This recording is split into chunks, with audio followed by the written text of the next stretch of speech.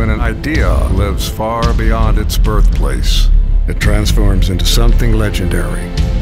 Here we call this the Chiefs' Kingdom, the expanse of those that define the Chiefs' spirit. Anchored smack dab in the middle of the United States, this kingdom has no earthly boundaries. From its Midwestern roots, it grows. It covers plains and deserts, rolls over seas and mountains, and rushes right into our hearts. It spans generations, races, creeds, until it finally touches the rugged landscape of our hopes and dreams. This kingdom was not built on stone or mortar, no. It was modeled on the stories of sport and valor. And each year, new chapters are etched into this never-ending saga. 20, 15, 10, touchdown!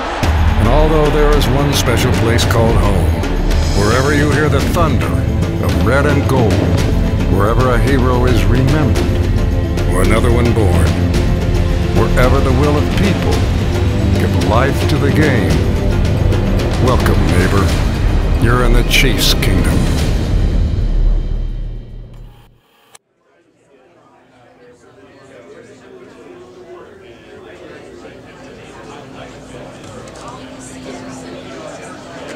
When you walk into Chappell's, it's amazing that it's only been open for 25 years. Anybody who loves sports, you can walk into Chappell's and see a bit of your childhood. You know, Jim was a small town kid. You know, he grew up in small town Iowa. He loved sports. Take me out to the ball game. Take me out with the crowd. Buy me some peanuts and Cracker Jack. I don't care if I never get. I grew up in Keokuk, Iowa, a town about 17,000 people down the southeast corner of Iowa.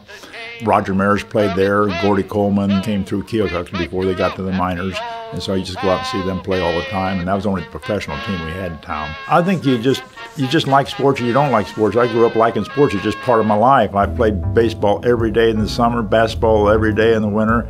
I didn't play football because I was too little. But I guess when I was a kid, I had the scrapbooks like a lot of kids did and put stuff in the scrapbooks.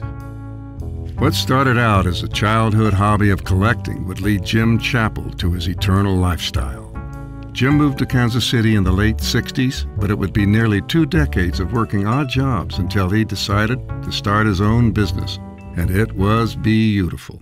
I opened up as a political and sports bar. That first day, you had Bill Grigsby, you had Governor Kit Bond, and they're doing the ribbon cutting, and Jim has remained friends with a lot of politicians over the years, and so he has a lot of friends in the political realm, but you know, the sports theme took over and has made this quite a gym. It was going to be a part-time job, and it got to be my life. The idea was to make it look like it was open for 35 years the day I opened it. So I went through all my scrapbooks, pulled things out, framed them, and then I started going around and buying and collecting things. And I got to be a nationally known collector. I'd go to these national shows, and people know me, and they'd call me when they have something good. All I wanted to do was decorate a restaurant, and then it just got out of hand.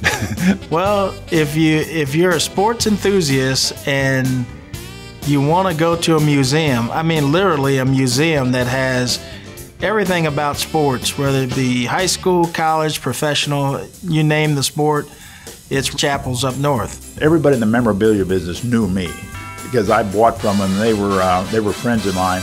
And they traveled the country, and they always said that mine was the best of all. Somebody else would pick up on it, and Sports Illustrated picked me one of the top 25, and they never were here. All of a sudden, I'm on list of being the top in the country. There's a book came out, it was the top 40 sports bars in the country, and I'm in it, and I never heard or saw about them before. Well, Jim Chappell's restaurant in North Kansas City is unique. I'd never seen anything like it. And you walk into the place, and I wasn't there too long ago with a friend of mine, and he's looking around, and he said, my goodness, what is this? I show him the World Series trophy I got through Charlie Finley. There's more than one World Series trophy, and that's one of 4, I think. I like the 2 Olympic torches. I like the Gold Glove. I got 4 or 5 Babe Ruth autographs in here, some with Lou Gehrig and some by himself. But there's a letter that he was trying to buy a shotgun, and he wrote this letter, and I think he signed it Herman Ruth. I have to check on that. Oh, excuse me. Oh. Give me that. I would do that over. Well, first off, I want to enjoy their meal because that's what the business I'm in. But the other thing is, I want them to connect with something. Like, I ask everybody where they went to high school. I ask you where you went to high school. And then I try to find that helmet or something to do with where they went to high school or college or something to connect with them. I never thought that, a Rutgers University helmet would be out here in Big 12 country, but he had it on display right there. Okay. This, my friend, is your helmet. Yeah, that's the current helmet. Yeah. They went back to this design. This is a beautiful one. Yeah, that is. I like that. Yeah, and boy, they had some great teams. Yeah, you've got just about every team covered. There's a really interesting story about the helmets, and that's the first thing you notice when you walk in. USA Today did a story on the top 50 sports bars in the country. They did one for every state, and they did me from Missouri. But the guy from Glendale, Arizona, he's on the front page holding 2 helmets. He's on the front page, and he's up there because he said he had 1,000 helmets. Jim, being as competitive as he is, decided that, he didn't want to be outdone by this guy in Arizona. I said, I'm getting 1,000 helmets. I took off to get 1,000 helmets that day, and within a week, boom, now I'm up to 300. I've been to Pittsburgh, Parkersburg, Gravelburg, Colorado, Ellensburg, Rexburg, Vicksburg, Eldorado, Larimore, Atmore, Haverstraw, Chattanooga, Chaska, Nebraska, Alaska, Opelika, Baraboo, Waterloo, Kalamazoo, Kansas City, Sioux City, Cedar City, Dodge City, what a pity. And I call everybody, get a helmet, and I search for helmets. I got all the Division I college helmets. I got all the pro helmets. But the fun helmets are the high school helmets I have from all over the country.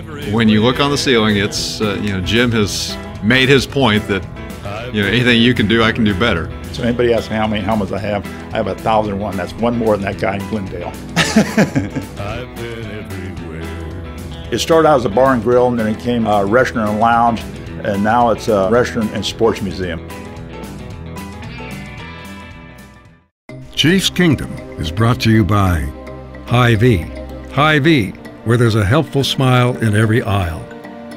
Bud Light, the sure sign of a good time. Here we go. And the University of Kansas Hospital, the official healthcare provider of the Chiefs. I pull up to the game and all I smell is barbecue. I see everybody with their jerseys on, just out tailgating. Everybody's yelling, honking their horns in their cars, offering me barbecue on the way before the game. I mean, everybody's just friendly. I mean, it's just a wonderful city to play football in, man. Our fans are good in the stadium and out of the stadium. They just treat everybody with respect, and you gotta love that. This city is built like a family. This is a great place to be, and I love it.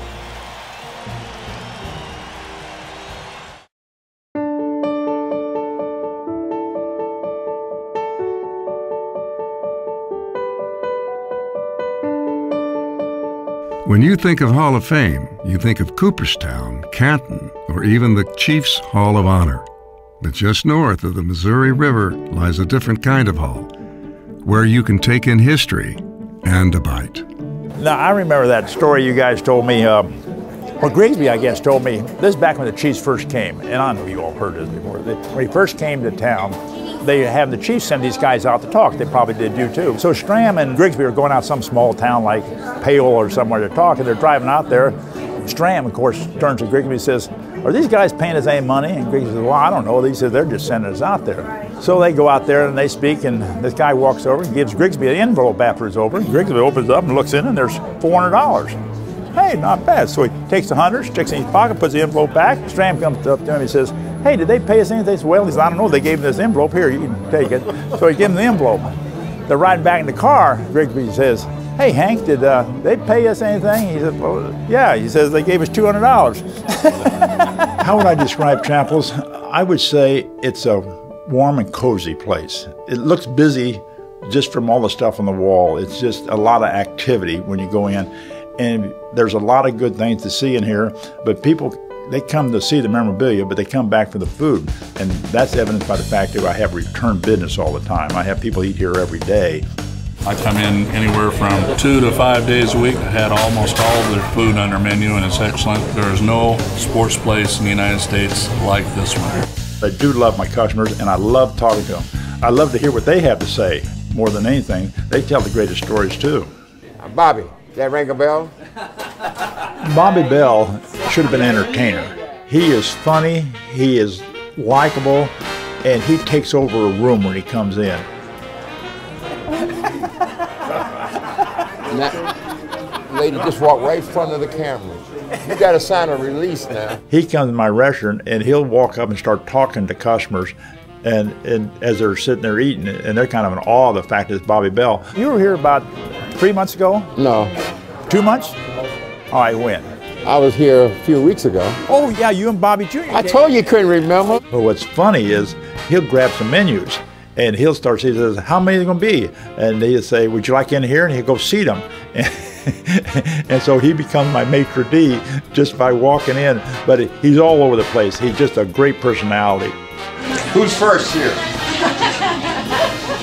Are you coming to eat? We certainly are. You coming to eat too? Let me see your ID. And Lenny Dawson is, I can't say enough good about Lenny Dawson. He truly is Lenny the Cool. He walks into the room, well, he doesn't walk in the room, he appears in the room. And he doesn't look around, he kind of sees all. There's just an era about him that just is coolness. And that's, I think he is Lenny the Cool. Over the years, Jim developed a great relationship with Bill Grigsby. You could tell that Jim and Bill spent a lot of time together. And Jim often said that, Bill was really his mouthpiece, I guess, for Kansas City and kind of his PR guy, if you will. And talking with Bill, back, it's probably about 2006, 2007, when we talked about Jim, you could tell that Jim was pretty special to Bill as well. Bill Grigsby, I'd just say he was one of the nicest guys I ever knew. He did more for me and the restaurant that he didn't have to do. Wherever he went, he promoted Chappell's restaurant, and he promoted me. And today, thank you, Jimmy Chappell. Jimmy's got a great sports bar north of the river you want to go into. All that great memorabilia. He doesn't call it actually a sports bar. He's upgraded. He calls it a restaurant and lounge. It's Chappell's Restaurant and Lounge. Go ahead and see the memorabilia. So go to the Chappell's and enjoy yourself. Who couldn't like Tony DePardo, Mr. Music? Tony was another super guy. That's one thing you say about the Chiefs. Every time you mention a name here, I'm just going to start off, he's a great guy. But that's the truth. They're all great guys, but he was a good entertainer, and he played his a horn in here a couple of times to blast the place out. We're number one. Oh, don't you forget it, mister. We're the champions of the world. We come from Kansas City and we haven't any pity. When we wreck 'em, they are permanently wrecked. Throughout the years, Chappell's has been visited from big names A to Z. It's truly anybody's home, from average Joes to famous ones. It is a sight to be seen. Jim is almost always at the restaurant from the time it opens to the time it closes. He leaves for maybe an hour or so a day. We had a meeting off-site, so he left one day and he got a phone call. And it was somebody at the front said, Lamar Hunt's here. And he has some people with him. And Jim said, well, I'm on my way back. I'll be there in 10 minutes time. I'm on my way. And she said, well, don't worry about it. He's already given a tour of the restaurant. Well, come to find out, Lamar Hunt, who also loved Chappell's, was walking these guys around. He was given a tour of the restaurant. Lamar Hunt is, as everybody would tell you, probably the most unassuming guy in the world. He was so common and down to earth, and he was so nice, and he was so talented. I mean, how many people can start a new football league? I mean, that takes a little talent. Jim has so many great stories. There are some that he'll tell pretty much anybody. And there are certain comedians have their jokes they like to tell. Jim Chappell has the stories he likes to tell. Like Lamar Hunt, he lost $1 million his first year, and they went and told his dad, H.L. Hunt, they said, your son just lost $1 million up there in that football league. And he says, well, another 300 years, that boy's going to be broke. I've heard many different numbers, and all of them are overly flattering numbers, by the way. What the restaurant's done for me in connection with the Kansas City Chiefs is that it gives me a venue for them to come to me. When I go to the game, they're down the field, but when I have a restaurant, they come in and they want to talk to the owner. I love the Chiefs, win, lose, or draw. I love them, but this gives me a venue to do that.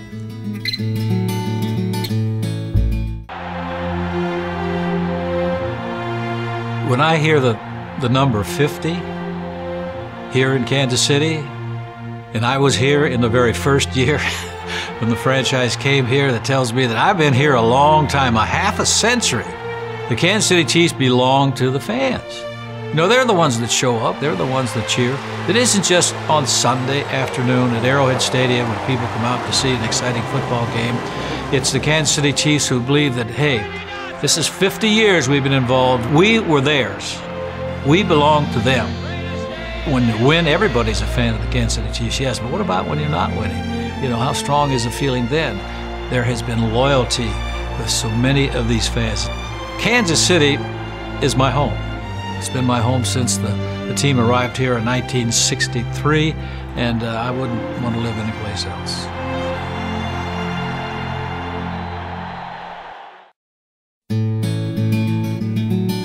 You know, Jim developed a great relationship with the Chiefs. They've had a lot of reunions here over the years. The 69 Chiefs have been here several times as a group.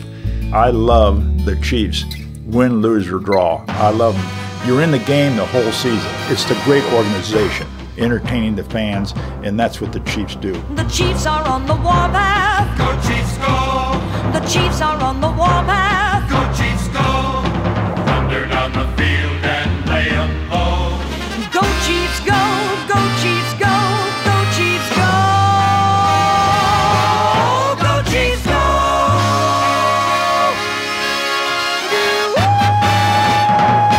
Otis Taylor ought to be in the Hall of Fame. He was a great wide receiver. Well, I was there, and Dawson throws this ball to Otis Taylor, and I'm sitting right there to see this, and it's a famous catch. The Washington Redskin had one arm, and he reached up with one hand and caught it with one hand, and there I'm sitting and watching that, and they're still talking about that catch today. For Jim's entire life, he has been given much for his love of sports and his love for the Kansas City Chiefs.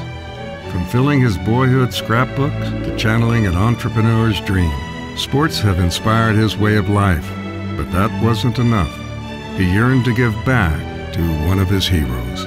And again, when you talk about people who have a great relationship with Jim Chappell, Len Dawson's one of them. He's a guy that introduced me to the high school Hall of Fame. Jim's wife Gina was working for the Federation at the time, and Jim found out that Len wasn't in the Hall of Fame. I didn't know there was such a thing. So he found out from his wife Gina that, well, you have to be nominated by somebody from your home state. So Jim found somebody in Ohio who was willing to, nominate Len Dawson from the state of Ohio. Well, he didn't know me from high school, which I thought, man, that's something very special for somebody to take their time to be able to do that and willing to do that. And so I've been beholden to him since that particular time, and I have to go down there and eat my lunch. But when you talk to Jim, he is as proud of that as anything else that he's done, probably.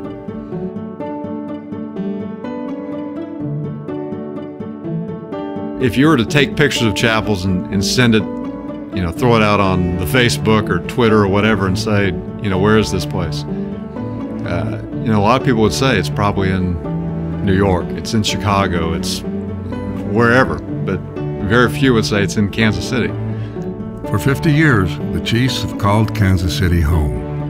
And with her football team, the city of Fountains has grown, matured, unified this kingdom of the heartland. Together they have formed a sense of self, a sense of identity, a sense of being a part of something bigger than anything they could ever imagine. Whether you come from Missouri, Kansas, Maine, or Keokuk, Iowa, we know where you're going, and you should stop on by Chappell's along the way. Jim will always welcome you, but not on Sunday, because you won't find him at the office.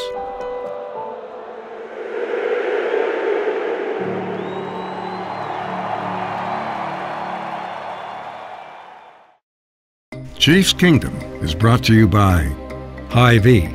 Hy-Vee, where there's a helpful smile in every aisle.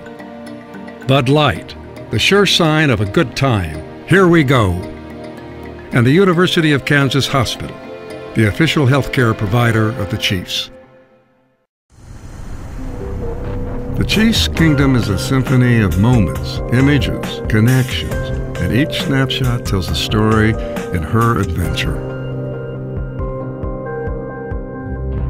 Ed Buddy, I used to tell a story that he works for Coke, and I had Pepsi in here.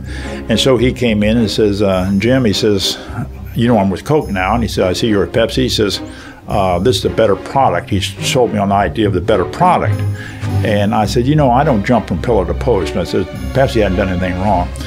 And so he waits a month or so, and he comes back in. He says, well, Jim, he says, you didn't buy it on the product side. And he says, we're friends. He says, you need to switch over because you and I are friends. We're buddies. So why don't you go to Coke now that we're friends? I said, you know, Ed, we are friends. I want to stay friends, but I don't just jump from pillar to post. So another month he comes in. He sits down and slams his hand down, looks at me. He says, Jim, he says, I tried to sell you on the product side. He says, I tried to sell you on friendship. He says, now it's down to this. He says, I'm going to beat the hell out of you. Don't go to Coke. I don't know how to say this, but I'm with Coke today. Next, on Chiefs Kingdom. I'm a Chiefs man till they put me in the ground. That's just a fact. It's the best smelling parking lot in the NFL. It was the only place I'd go where I saw people wearing Chiefs pants. I don't take Raiders. The Raiders, they should just drop out of the NFL. Oh God, I'm just rambling now. Mom, come on, Mom, I'm on Chiefs television.